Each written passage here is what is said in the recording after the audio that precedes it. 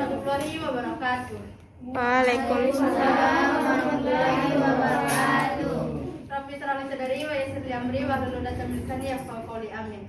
Baik, pada kesempatan kali ini kita akan mendengarkan penjelasan dari kelompok 6 yang beranggotakan pertama saudari Nurfaiza Faradila, yang kedua saudari Zaskia Maharani, dan ketiga Faradila Naswa. Yang mana kelompok 6 ini akan membawakan materi tentang imunisasi. Dan untuk pertama saya silakan kepada pemateri pertama saudari Nurfaiza Faradila. Baik, terima kasih atas kesempatan yang telah diberikan.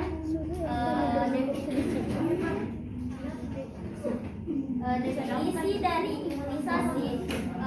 Imunisasi itu berasal dari kata imun yang berarti kebal atau resisten.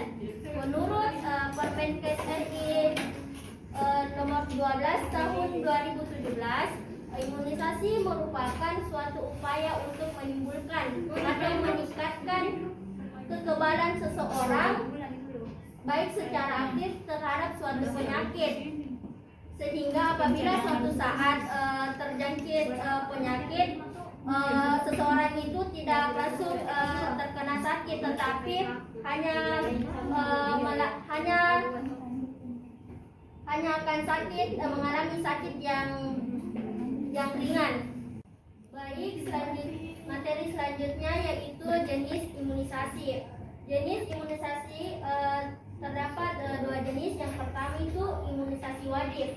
Pengertian dari imunisasi wajib sendiri yaitu imunisasi yang diwajibkan oleh pemerintah untuk seseorang sesuai dengan kebutuhannya dalam rangka untuk melindungi yang bersangkutan dan masyarakat sekitarnya dari penyakit menular tertentu. Kedua itu imunisasi pilihan.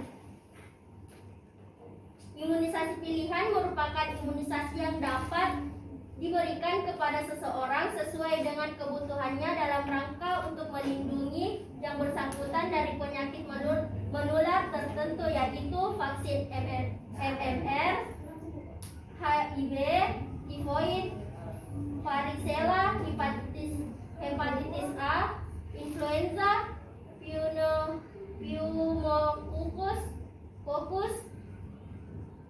rotavirus, Japanese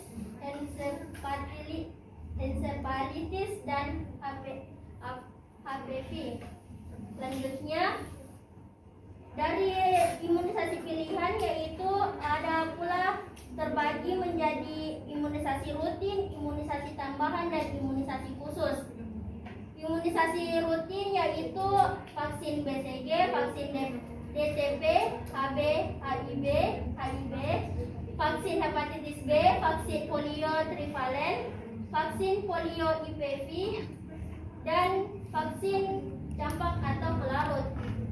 Sedangkan imunisasi tambahan itu terdiri dari block fighting, class program, PIN, sub-PIN, catch up, campak, dan imunisasi dalam penanganan yang disebut dengan KLB. Kalau imunisasi khusus itu jenisnya antara lain terdiri atas imunisasi meningitis, meningokokus, imunisasi demam kuning, dan imunisasi anti rabies. Baik, saya kembalikan kepada moderator.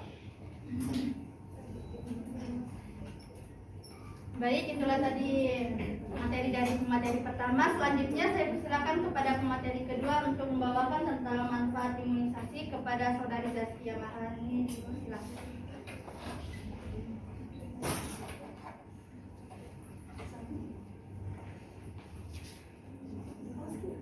Enggak.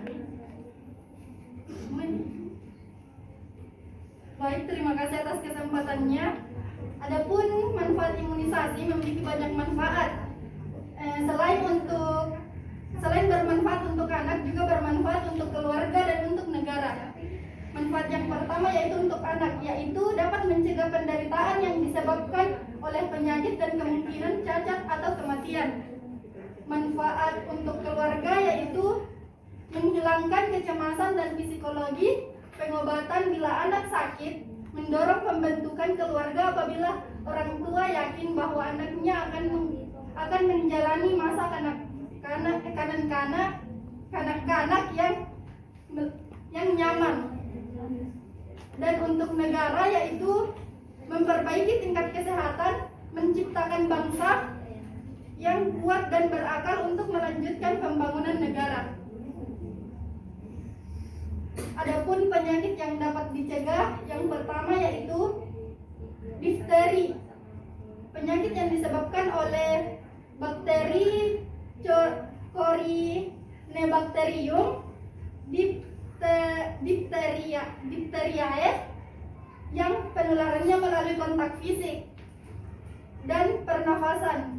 Gejala yang dialami seperti radang tenggorokan, hilang nafsu makan, demam ringan, dalam 2-3 hari timbul selaput putih kebiru-biruan pada tenggorokan dan tonsil. Komplikasi yang dapat diakibatkan oleh penyakit difteri ini yaitu adalah gangguan pernafasan yang berakibat kematian. Yang kedua yaitu pertusis. Pertusis merupakan penyakit pada saluran pernafasan yang disebabkan oleh bakteri Bordetella pertussis yang ditularkan melalui percikan ludah atau droplet infection dari batuk atau bersin. Gejala yang timbul berupa pilek, mata merah, bersin, demam, batuk ringan yang lama-kelamaan menjadi parah dan menimbulkan batuk yang cepat dan keras. Komplikasi yang disebabkan oleh pertusis ini yaitu dapat mengakibatkan penyakit pertusis. Komplikasi yang dapat mengakibatkan yaitu pneumonia bakterialis yang dapat menyebabkan kematian. Yang ketiga, tetanus. Tetanus merupakan penyakit yang disebabkan oleh Clostridium tetani yang menghasilkan neurotoksin dan ditularkan melalui kotoran yang masuk ke dalam luka yang dalam. Yang keempat yaitu tuberkulosis.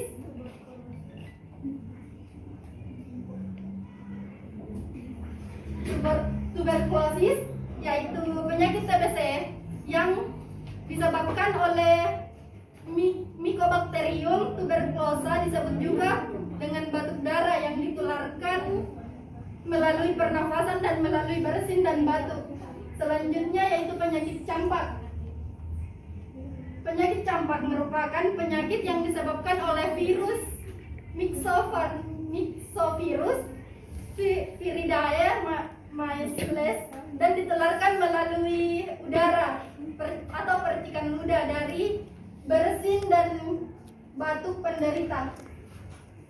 Yang keenam ada penyakit poliomyelitis, yang dimana penyakit ini pada susunan saraf pusat yang disebabkan oleh virus poliotipe 1, 2, dan 3 dan secara klinis menyerang anak di bawah usia 15 tahun dan menderita lumpuh layu akut dengan ditularkan melalui kotoran manusia atau tinja yang terkontaminasi. Yang ketujuh yaitu penyakit hepatitis B. Penyakit hepatitis B merupakan penyakit yang disebabkan oleh virus hepatitis B yang merusak hati atau penyakit kuning. Ditularkan secara horizontal dari produknya, suntikan yang tidak aman, transfusi darah, melalui hubungan seksual, dan secara vertikal dari ibu ke bayi selama proses persalinan. Yang ke-8 yaitu penyakit radang selaput otak, yaitu penyakit yang disebabkan oleh virus, bakteri, rickettsia, jamur, cacing, dan protozoa. Penyebab paling seringnya adalah virus dan bakteri. Dan penyakit yang terakhir yaitu radang paru-paru, yaitu penyakit yang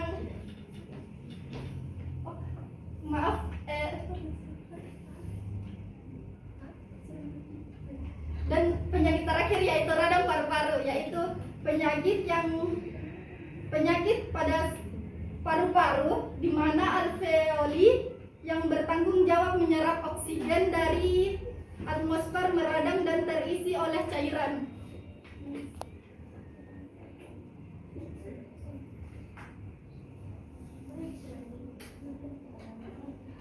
Baik, selanjutnya saya kembalikan kepada moderator.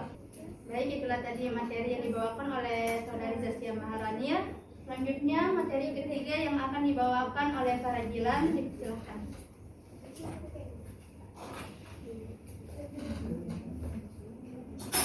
Baik, selanjutnya adalah tujuan imunisasi. Tujuan imunisasi adalah untuk mencegah terjadinya penyakit tertentu pada seseorang dan menghilangkan penyakit tersebut pada sekelompok masyarakat atau populasi, atau bahkan menghilangkan dari dunia seperti yang kita lihat pada keberhasilan imunisasi cacar panola. Program imunisasi bertujuan untuk memberikan kekebalan kepada bayi agar dapat mencegah penyakit dan kematian bayi beserta anak yang disebabkan oleh penyakit yang sering berjangkit. Tujuan umum dari imunisasi yaitu menurunkan angka kesakitan, kematian, dan kecacatan akibat penyakit yang dapat dicegah dengan imunisasi. Tujuan khusus dari imunisasi yang pertama, tercapainya cakupan imunisasi dasar lengkap pada bayi sesuai target RPJMN. Yang kedua, tercapainya universal child immunization di seluruh desa atau kelurahan. Dan yang ketiga, tercapainya target imunisasi lanjutan pada anak umur di bawah 2 tahun dan pada anak usia sekolah dasar serta wanita usia subur. Yang keempat, tervalidasinya eliminasi tetanus maternal dan neonatal pada tahun 2013.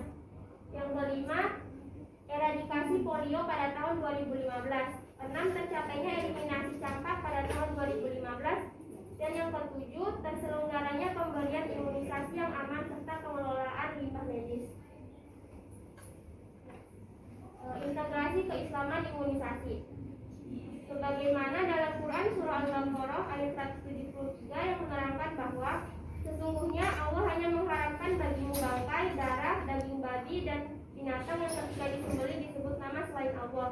Tetapi barang siapa dalam keadaan terpaksa memakannya sedang dia tidak menginginkannya dan tidak pula melampaui batas, maka tidak ada dosa baginya.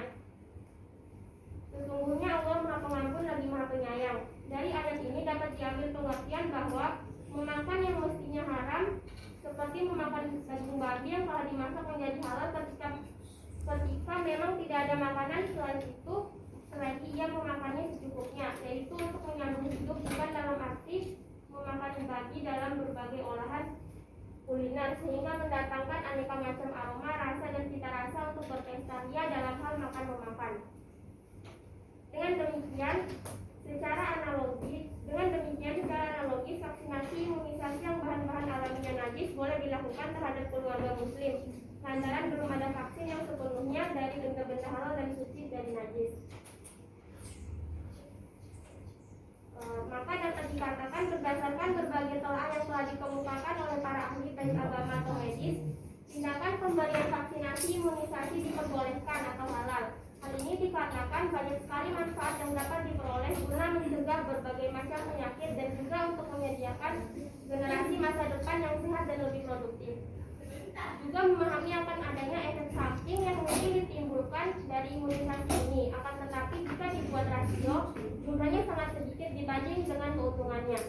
Sekaligus terkait bahan yang tidak halal yang masih digunakan sebagai media ataupun katalisator dalam pembuatan vaksin, sebaiknya memang terus diupayakan sehingga kedepannya tindakan ini akan diterima semua pihak. Kemudian saya kembalikan kepada moderator. Baik, itulah tadi materi yang dibawakan oleh kelompok 6. Selanjutnya kita masuk pada bagian sesi tanya jawab. Dan untuk teman-teman yang ingin menjawab silahkan angkat tangan. Baik, untuk pertanyaan pertama akan diajukan kepada saudari Ince Isna Munawwarah. Kepada saudari Isna dipersilahkan. Baik, terima kasih atas kesempatannya. Langsung saja pertanyaan saya, apakah betul anak yang sudah diberi ASI tidak perlu lagi melakukan imunisasi? Mungkin cukup itu saja. Baik, untuk pertanyaan kedua saya persilakan kepada saudari Berlian, dipersilakan.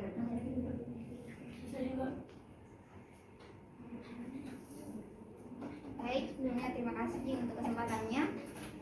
Sebelum itu saya akan membacakan beberapa data dulu. Persentase anak umur 12 sampai dengan 23 bulan yang menerima imunisasi dasar lengkap pada tahun 2019 menunjukkan peningkatan yang signifikan. Bahkan peningkatan ini juga terjadi di tahun 2020 dan juga tahun 2021. Tercatat sebesar 55,33% pada tahun 2019, kemudian 57,17% pada tahun 2020, dan di tahun 2021 persentasenya meningkat sebesar 61,09%. Jadi pertanyaan saya, dari data ini, program apa yang dilakukan dan diberlakukan oleh pemerintah kita sehingga peningkatannya begitu signifikan? Sekian, terima kasih. Saya kembalikan kepada moderator. Baik, untuk selanjutnya pertanyaan terakhir akan dipersilakan kepada saudari Vivi Makfira. Terima kasih atas kesempatan yang telah diberikan. Pertanyaan saya adalah, sudah imunisasi tapi kenapa anak-anak tetap terkena penyakit? Baik, itulah tadi 3 pertanyaan yang sudah diajukan. Untuk selanjutnya kita menunggu memberikan waktu kepada pemateri untuk mencari jawaban. Baik, pertanyaan pertama dari saudari Isna akan dijawab oleh Pak Raji Latif. Jadi tadi pertanyaannya, anak yang minum ASI benarkah tidak perlu diimunisasi lagi? Jawabannya, menurut Satgas Imunisasi Ikatan Dokter Anak Indonesia, sangat tidak tepat bila bayi tidak mendapat imunisasi karena alasan pemberian ASI dianggap tidak cukup. ASI saja tidak cukup untuk melindungi bayi. Anak juga perlu mendapatkan imunisasi untuk meningkatkan kekebalan tubuhnya dari penyakit yang dapat berakibat sakit berat, kecacatan, dan kematian. Perlindungan yang bersifat spesifik terhadap penyakit-penyakit berbahaya hanya didapatkan melalui imunisasi. Karena imunisasi bisa merangsang kekebalan spesifik yang efektif mencegah penyakit berat. Sedangkan perlindungan kesehatan yang bersifat umum bisa diperoleh melalui ASI. Jadi walaupun anak mendapatkan ASI eksklusif, tetap harus dibarengi juga dengan pemberian imunisasi yang lengkap. Baik, saya kembalikan kepada penanya saudari Isna, apakah jawabannya sudah jelas? Baik, selanjutnya saya persilakan kepada saudari Nurfaiza untuk menjawab pertanyaan dari saudari Berlia.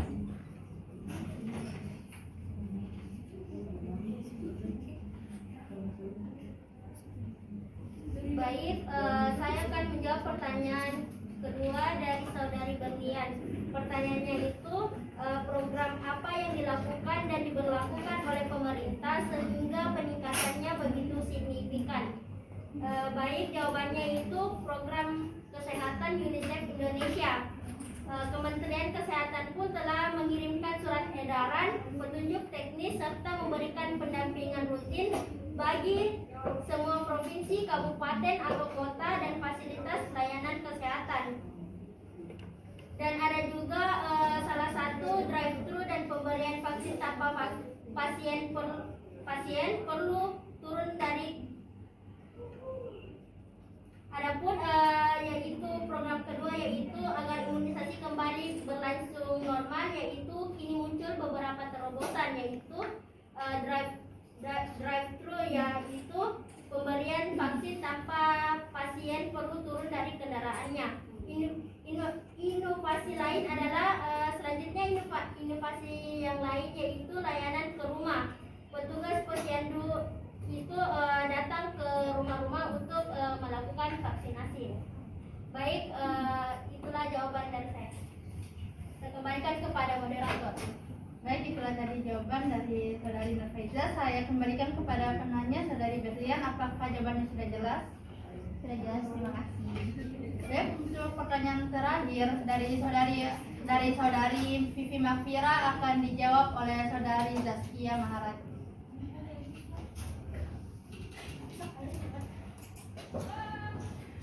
Baik, terima kasih pertanyaannya. Saya akan menjawab pertanyaan dari saudari Vivi Makfira. Pertanyaannya, mengapa anak-anak yang sudah melakukan imunisasi tetap terkena penyakit? Niko, setelah diimunisasi, anak memang masih bisa tertular penyakit, tetapi jauh lebih ringan dan tidak berbahaya.